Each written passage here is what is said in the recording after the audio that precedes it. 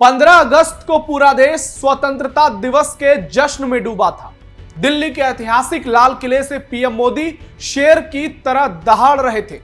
इस दौरान पीएम मोदी ने न सिर्फ पाकिस्तान और अमेरिका को करारा जवाब दिया, बल्कि भारत के लिए चुनौती बने घुसपैठियों और उसके चलते चेंज हुई डेमोग्राफी के लिए हाई पावर डेमोग्राफी मिशन का ऐलान कर दिया।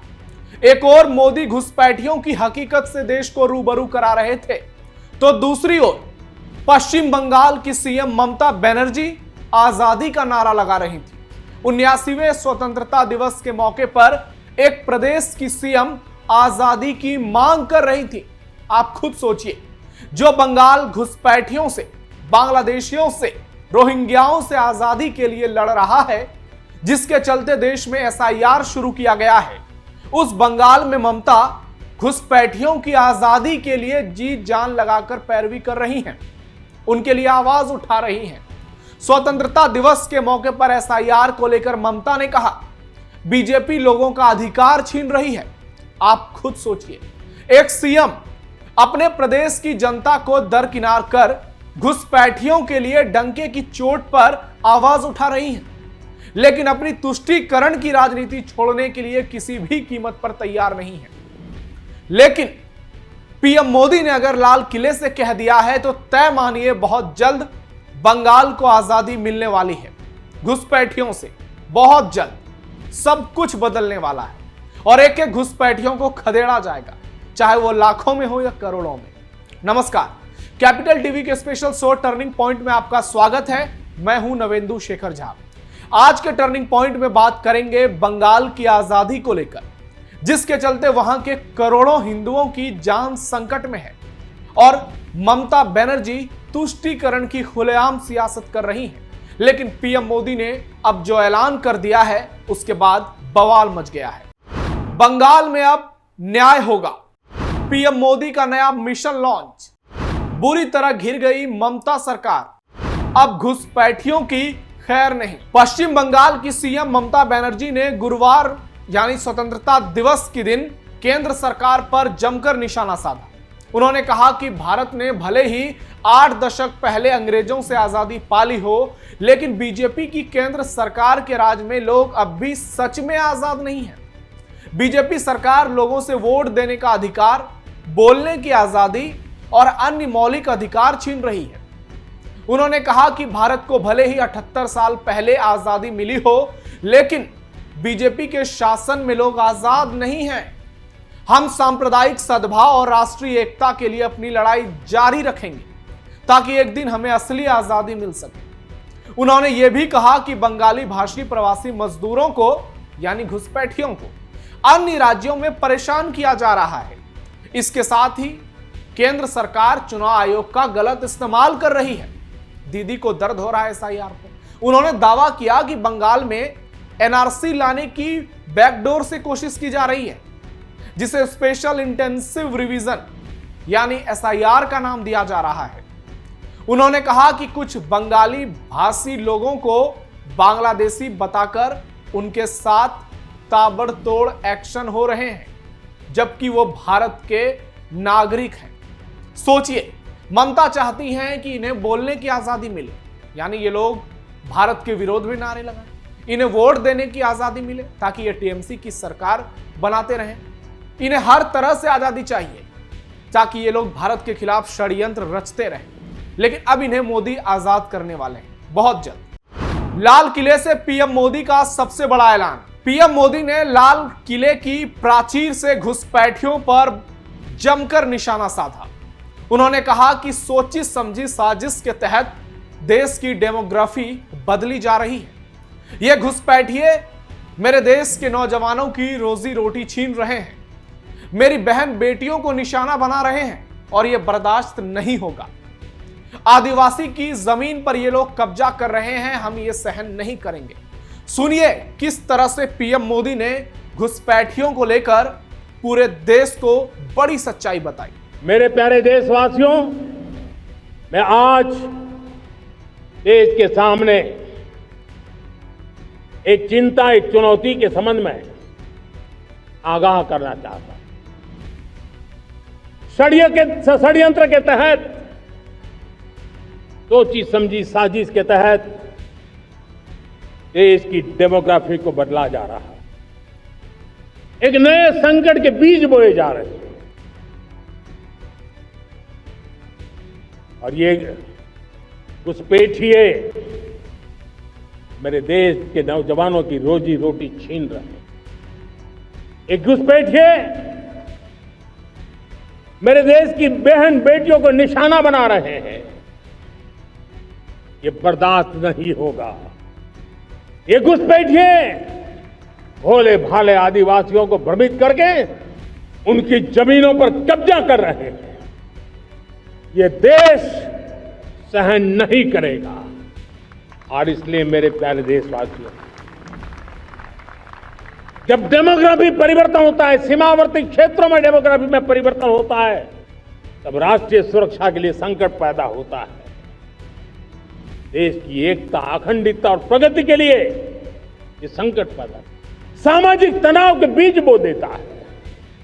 और कोई देश अपना देश घुसपैठियों के हवाले नहीं कर सकता है। दुनिया का कोई देश नहीं कर सकता है, तो हम भारत को कैसे कर सकते हैं?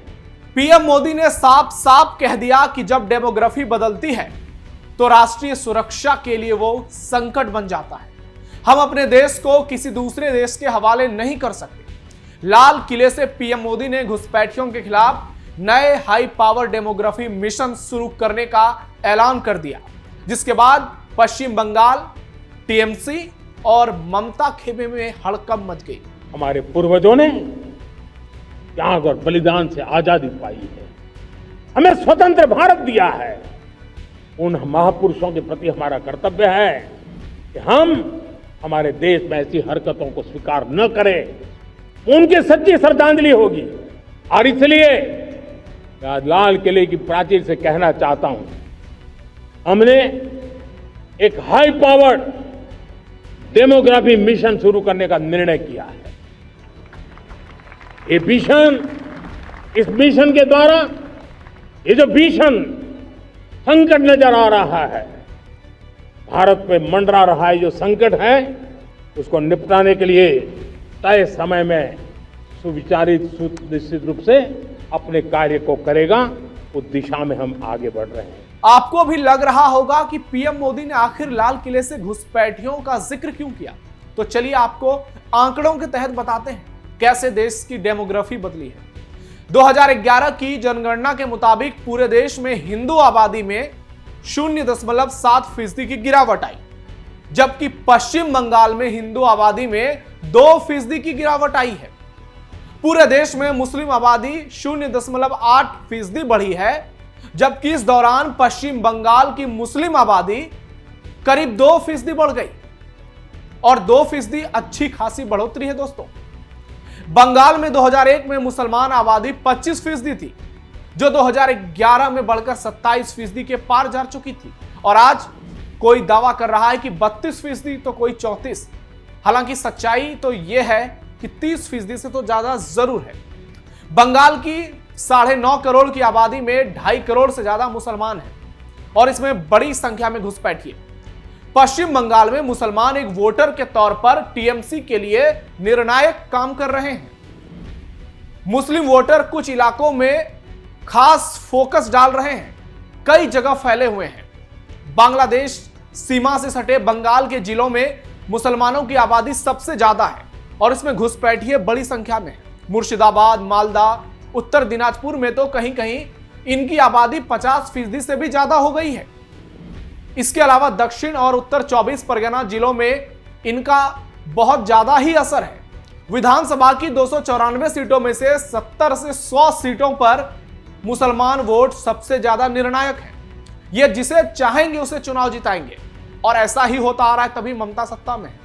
साल 2006 तक राज्य के मुस्लिम वोट बैंक पर वामपंथियों का कब्जा था, लेकिन इसके बाद ये लोग ममता बनर्जी के कोर वोट बैंक बन गए और साल 2011 और 2016 में इसी वोट बैंक की बदौलत ममता बनर्जी सत्ता में आई और बम्पर जीत हासिल की। 2011 की जनगणना के मुताबिक बंगाल के मुर्शिदाबाद में करीब 47 लाख मुसलमान आबादी है, जबकि हिंदू आबादी सिर्फ 23 लाख। मालदा में 20 लाख मुसलमान हैं और हिंदू उनके आधे, केवल 19 लाख। उत्तरी दिनाजपुर में 15 लाख मुसलमान हैं और हिंदू 14 लाख। कभी बंगाल की राजधानी रहा मुर्शिदाबाद अब मुस्लिम बाहुल इलाका बन चुका है। कई जगहों पर शुक्रवार को छुट्टियां घोषित कर दी गई हैं। मुसलमान इलाका बना दिया गया है। हिंदुओं को पर्व त्योहार मनाने नहीं दिए जाते। यहां 2011 की जनगणना के मुताबिक कुल मुस्लिम आबादी 67% है, जबकि हिंदू आबादी सिर्फ 33%। कुछ दिनों पहले बीजेपी ने दावा किया था कि घुसपैठिए टीएमसी के नेता और कार्यकर्ता बन रहे हैं और नेता प्रतिपक्ष शुवेंदु अधिकारी ने यह तक कह दिया था कि बंगाल में 1 करोड़ से अधिक बांग्लादेशी और रोहिंग्या घुसपैठिए हैं। यानी अगर वोटर लिस्ट गायब हुआ है तो कुछ ना कुछ बात तो जरूर हुई होगी। जी हां, बंगाल में 100 सीटों के वोटर लिस्ट ही गायब हो चुके हैं। उनके कोई रिकॉर्ड नहीं है। मैंने कल के वीडियो में विस्तार से बताया है। तय मानिए कि जब एसआईआर होगा तो सब कुछ साफ हो जाएगा कि बंगाल में लाखों में नहीं करोड़ों में घुसपैठिए हैं। वो वोटर बन गए हैं। इनके Aadhaar card, ration card, PAN card तक बनवा दिए गए हैं। और यही हाल पड़ोसी राज्य असम का है, जहां बांग्लादेश सीमा से सटे जिले धुबरी, करीमगंज, दक्षिण सलमारा और काछर में मुसलमानों की आबादी 30 से 32% तक बढ़ी है, जबकि 2011 के जनगणना के मुताबिक राष्ट्रीय औसत अनुमान के लिहाज से यह आबादी सिर्फ 12.5% बढ़नी चाहिए थी, लेकिन यह दोगुनी बढ़ी है। और सीएम हिमंता ने कुछ दिन पहले ही कहा है 10 साल में असम में मुसलमान 50% हो जाएंगे, जो कि चिंता का एक बड़ा कारण है। और इसीलिए पीएम मोदी ने लाल किले की प्राचीर से घुसपैठियों को लेकर हुंकार भरी है, जिसे लेकर ममता बनर्जी को दर्द हो रहा है। बीजेपी टीएमसी में अब आर पार की लड़ाई। एक और मोदी ने मिशन डेमोग्राफी का ऐलान कर दिया है तो दूसरी ओर ममता बनर्जी आजादी की मांग कर रहे हैं। अब मुकाबला दिलचस्प हो गया है। अगले साल बंगाल में विधानसभा चुनाव होने हैं और इलेक्शन कमीशन ने वहां पर एसआईआर की प्रक्रिया शुरू कर दी है। ममता चारों ओर से घिर गई हैं और पीएम मोदी ने जो नए ऐलान किए हैं उसके बाद तो टीएमसी बिलबिलाई हुई है और ममता बौखला गई हैं।